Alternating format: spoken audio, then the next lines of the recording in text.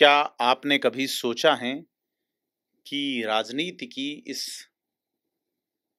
पेचीदा दुनिया में कुछ दरवाजे सिर्फ बंद होने के लिए नहीं बने।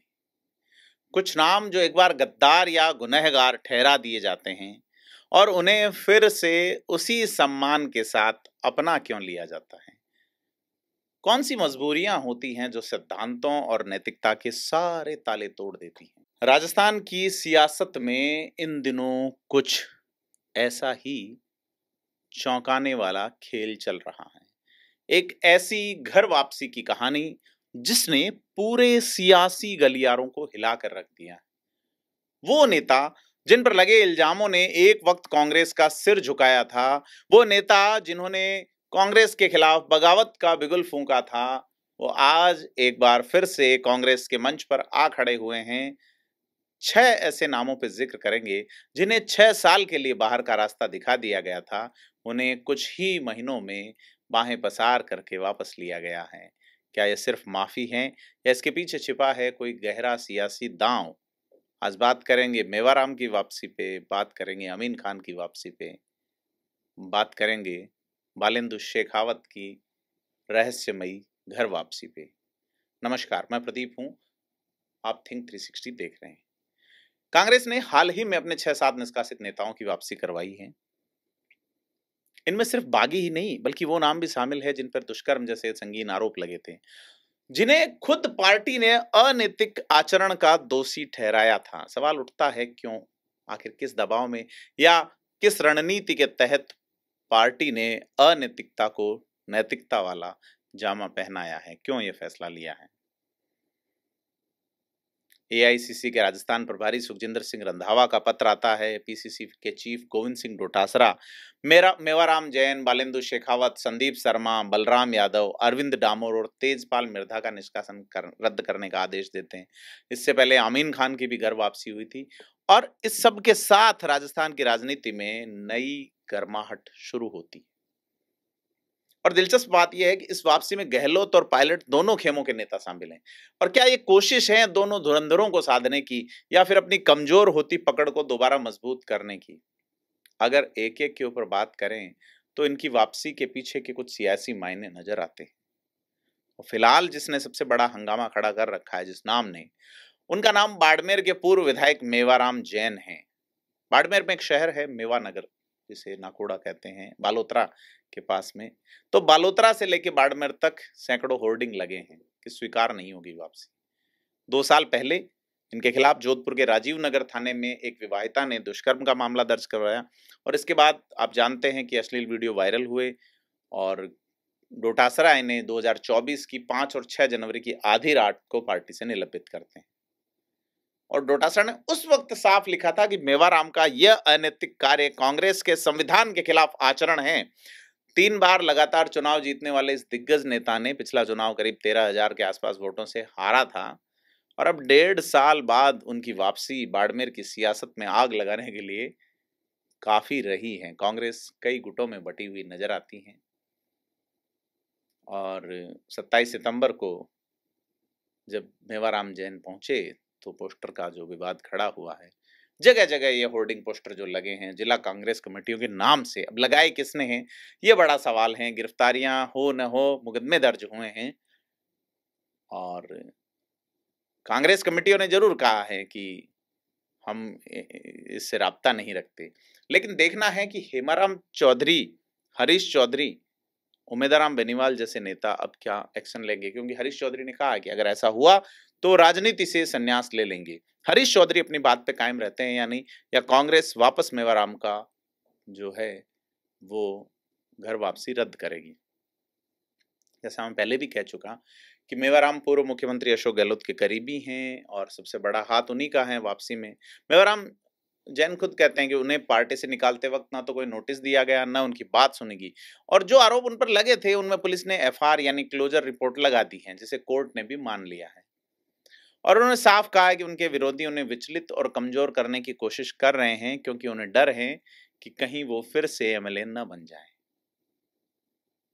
और बड़ी चीज ये है कि क्या वाकई में मेवाराम अभी भी एमएलए बनने की जुगाड़ में फिराक में हैं। और कहा जा रहा है कि ये जो घटनाक्रम है उसमें पूर्व सांसद और पूर्व मंत्री हरीश चौधरी के समर्थकों का हाथ है। जो अब आप सोचिए कि एक अनैतिक करार दिया गया नेता एक ऐसे नाटकीय अंदाज में वापस आता है और फिर पार्टी उसे गले लगाती है।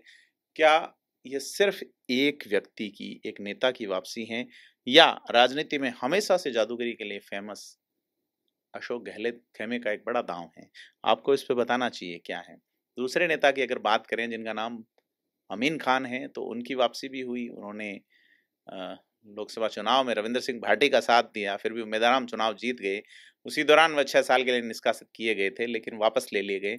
अमीन खान का बाहें पसार के स्वागत किया गया है, क्योंकि अमीन खान बड़ी शुचिता वाले और एक अच्छे राजनेता के तौर पे अगर आज की तारीख में अगर एक चलनी लेके छाना जाए तो उसमें अमीन खान आएंगे निश्चित तौर पे। ऐसे में अमीन खान की वापसी भी हुई है।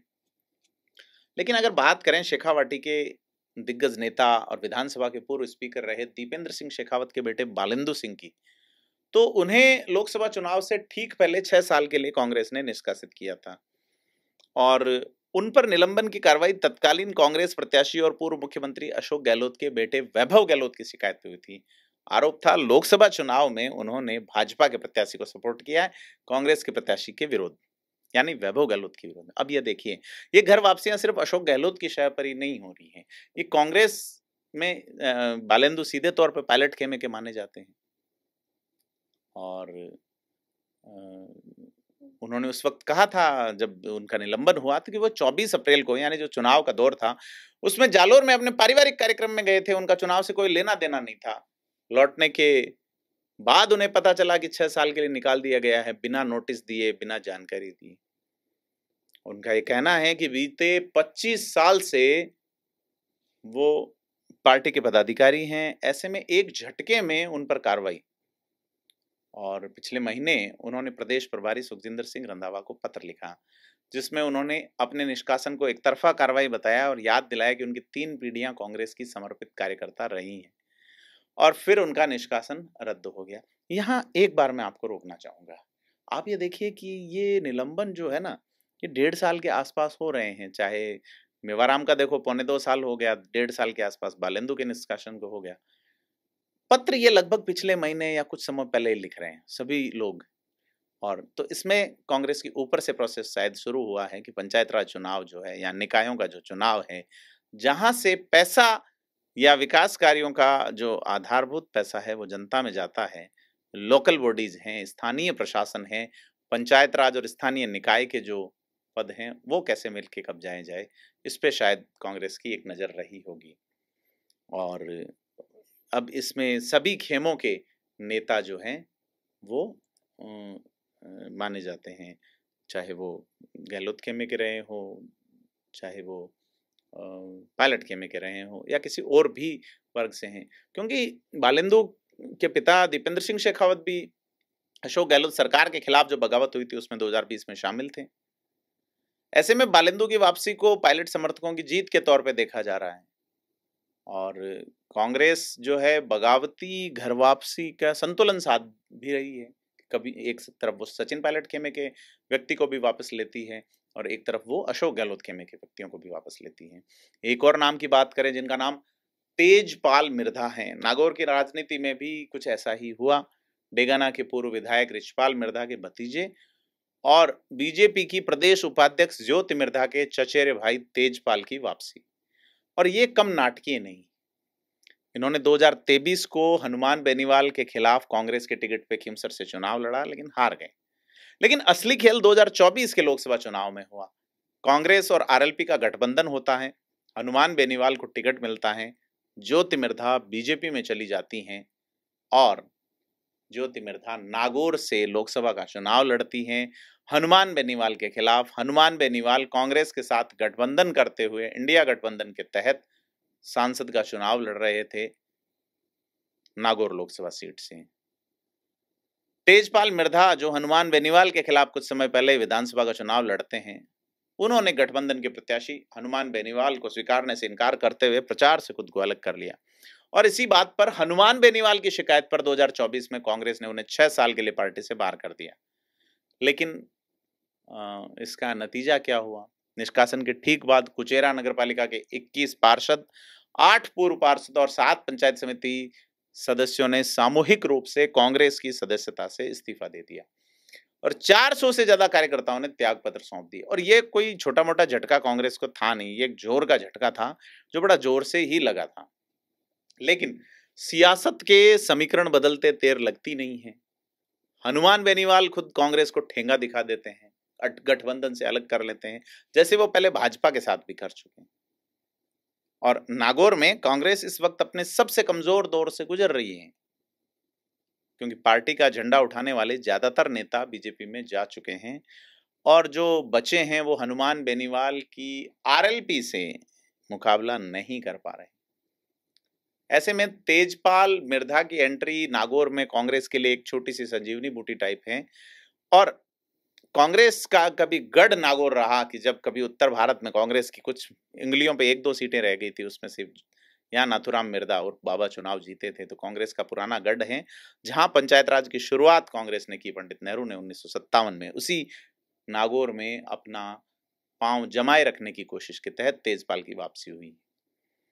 और अगर बात करें चित्तौड़गढ़ चलें और पूर्व सभापति संदीप शर्मा की बात करें,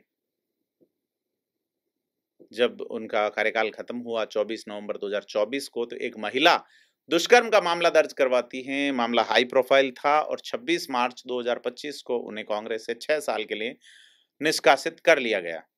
लेकिन इस मामले में हाई कोर्ट से स्टे हो गया, उनकी गिरफ्तारी नहीं हुई और पुलिस ने 3 बार जांच करके हाई कोर्ट में रिपोर्ट दी और कहा यह प्रकरण झूठा है।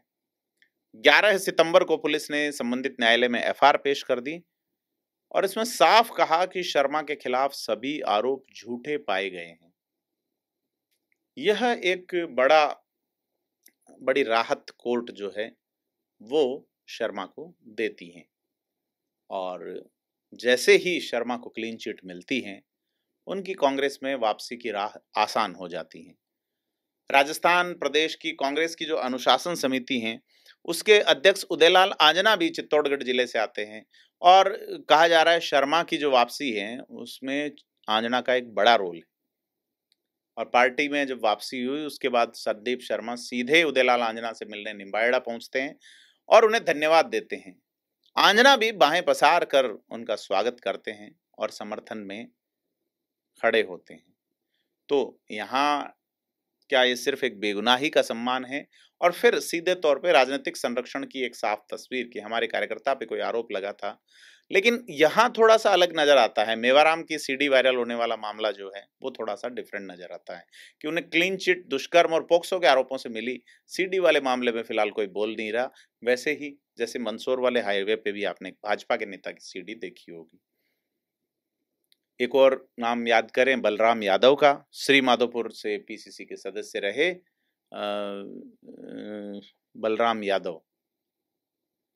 बीते विधानसभा चुनाव में उन्होंने श्री माधोपुर सीट से कांग्रेस के अधिकृत प्रत्याशी दीपेंद्र सिंह शेखावत की खुल के बगावत की थी और सिर्फ बगावत नहीं की, वो दीपेंद्र सिंह शेखावत के खिलाफ निर्दलीय चुनाव भी लड़े। नतीजा ये हुआ कि मुकाबला त्रिकोणीय हो गया और शेखावत बीजेपी के झाबर सिंह खर्रा से हार गए और बलराम इस चुनाव में करीब 41,000 वोट लेके तीसरे नंबर पर रहे, जबकि कांग्रेस सिर्फ 11,000 वोटों से चुनाव हारी। ऐसा ही बाड़मेर में हुआ, वहां जब प्रियंका चौधरी बागी हो गई तो कांग्रेस सिर्फ 13,000 वोटों से ही हारी, मेवाराम जैन जो हारे। यहाँ अब श्री माधोपुर में दीपेंद्र सिंह शेखावत अपने बेटे की घर वापसी से निश्चित तौर पे थोड़े से राहत की सांस ले रहे होंगे, लेकिन बलराम यादव की वापसी ने उनकी जुबान का टेस्ट जरूर खट्टा किया होगा।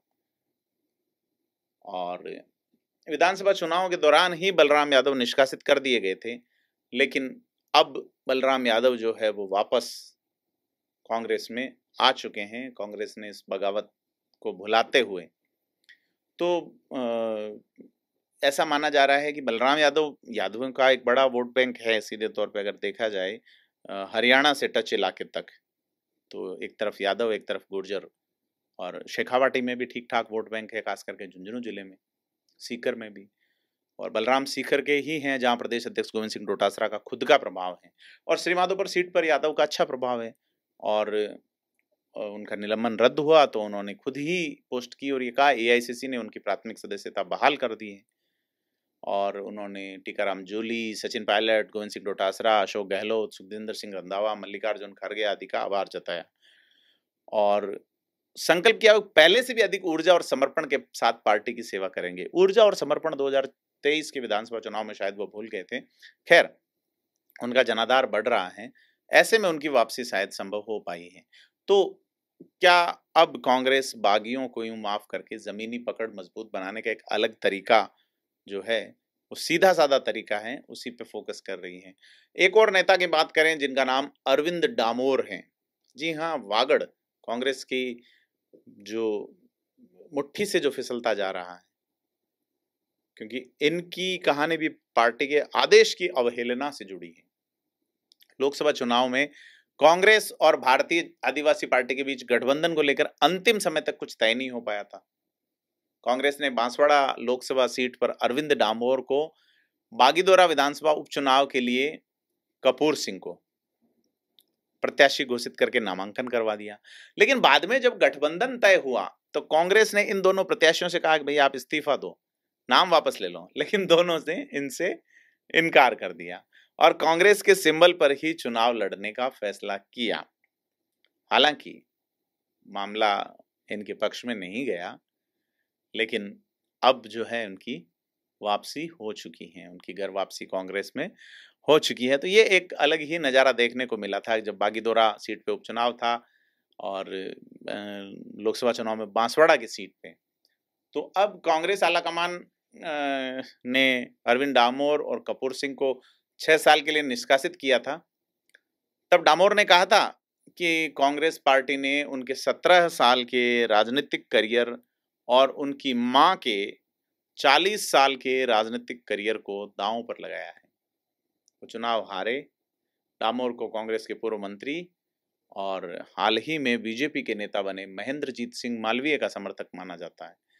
पार्टी से निष्कासित अरविंद डामोर की 16 महीने बाद 27 सितंबर को कांग्रेस में वापसी हुई है और बांसवाड़ा के विधायक अर्जुन बामणिया, जिलाध्यक्ष रमेश पंड्या, कांग्रेस नेता दिनेश खोड़निया ने माला पहना के पार्टी की सदस्यता दिलवाई है और पार्टी प्रवक्ता इमरान पठान ने कहा कि अरविंद और उनके परिवार में कांग्रेस के प्रति किए गए कार्य और समर्पण को देखते हुए उन्हें दोबारा लिया गया है। अब वागड़ जहां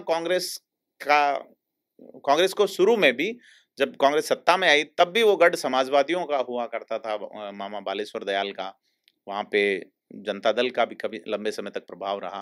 कांग्रेस फिर वहां छा जाती है और कांग्रेस जो है अब उसके हिस्से भारत आदिवासी पार्टी जमीन उसके हिस्से की ले जा रही है और अरविंद डामोर ने वापसी करके इसका क्रेडिट पीसीसी के अध्यक्ष गोविंद सिंह डोटासरा के साथ साथ कांग्रेस के दिग्गज नेता सीपी जोशी को दिया है।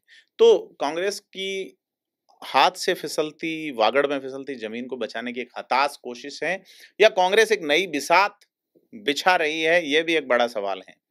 तो कुल मिला के आरोपों के बादल छंटते ही या आरोपों के बादल छांट करके या फिर राजनीतिक जरूरतें बदलते ही बागियों और गुनहगारों की परिभाषाएं बदल जाती हैं और हम देख रहे हैं कि कैसे दुष्कर्म के आरोप झेल चुके नेता, पार्टी के खिलाफ खुली बगावत करने वाले नेता या फिर पार्टी के आदेश को दरकिनार करके अपनी राह चलने वाले चेहरे फिर से कांग्रेस का दामन थाम रहे हैं। कांग्रेस को लगता है कि अब जमीनी हकीकत पे संगठन को मजबूत करने की आवश्यकता है और देखा जाए तो ये सिर्फ घर वापसी नहीं है, ये उन बड़े सियासी दावों के कुछ हिस्से हैं जहां कांग्रेस अपनी कमजोर पड़ती पकड़ को मजबूत करना चाहती है, जहां अशोक गहलोत और सचिन पायलट जैसे धुरंधरों को साधने की कोशिश हो रही है, जहां चुनाव जीतने के लिए हर पुराने हिसाब किताब को भुला दिया जाता है। और क्या ये दांव कांग्रेस को नई ताकत देंगे या फिर अंदरूनी कलह को और गहरा कर देंगे, ये बड़ा सवाल है। आपको क्या लगता है, हमें कमेंट करके बताएं। वीडियो को लाइक शेयर जरूर करें और चैनल को सब्सक्राइब जरूर करें। धन्यवाद।